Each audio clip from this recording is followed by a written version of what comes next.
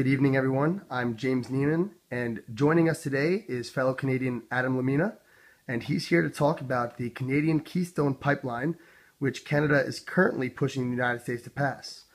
Now, the Canadian Keystone pipeline is motivated towards benefiting the national interest. Do you believe that the proposal does such things? I do. It does that in multiple ways. First, it shortens our dependence on importing oil from the Middle East, which is a benefit because it saves money there. Also, this pipeline, it reduces carbon emissions, and it will take off trucks off the road. It will reduce oil freighters, and this will not only continue to reduce global warming, but it's beneficial for both economies because it creates jobs, and it will continue economic growth. And not only that, but it continues our very strong alliance with Canada, and it also have a little bit to do with Mexico. You stated some benefits there, but United States President Barack Obama has recently rejected this proposal. Can you give us a little insight on why he would reject the proposal? The reason why I believe he rejected this proposal is because the League of Conservation Voters was a very big part of his election campaign, and therefore they probably have a very prominent voice within this decision. So he probably has to take into consideration a lot of their opinion because of the amount of money that they contributed to his campaign. Therefore, they believe that they have a voice in this say. What are some of the negatives that would come if such a proposal was passed? Well, of course, with anything related to oil, there's going to be some negative effects. But they're all believed to be short-term effects. Therefore, they will not affect the long-term of the environment and water. And some of those would be, there'd be some shortage of water in some of the rivers, but they've done tests that have shown that the fish that live in those current areas will be able to survive and sustain that shortened effect.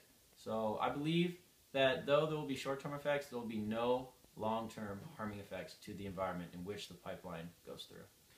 Do you think that this is a better alternative than dealing with the Middle East and oil in the Middle East negotiations?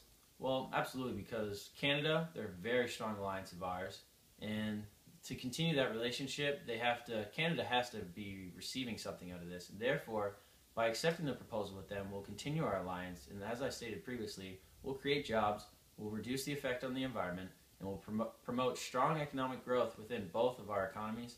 And to the Middle Eastern point, absolutely, we have to get away from that foreign dependence on oil because that's not always going to be there since there are current issues overseas that we have to handle with them.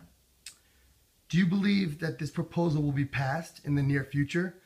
And if so, do you believe it will have a positive effect on the United States and Canadian economy and environment?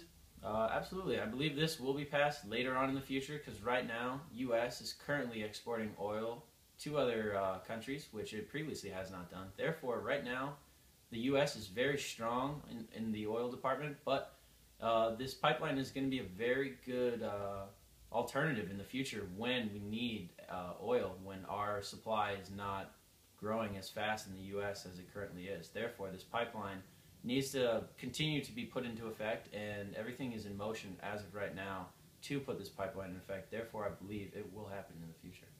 Adam, thank you very much for joining us today. Thank you for having me.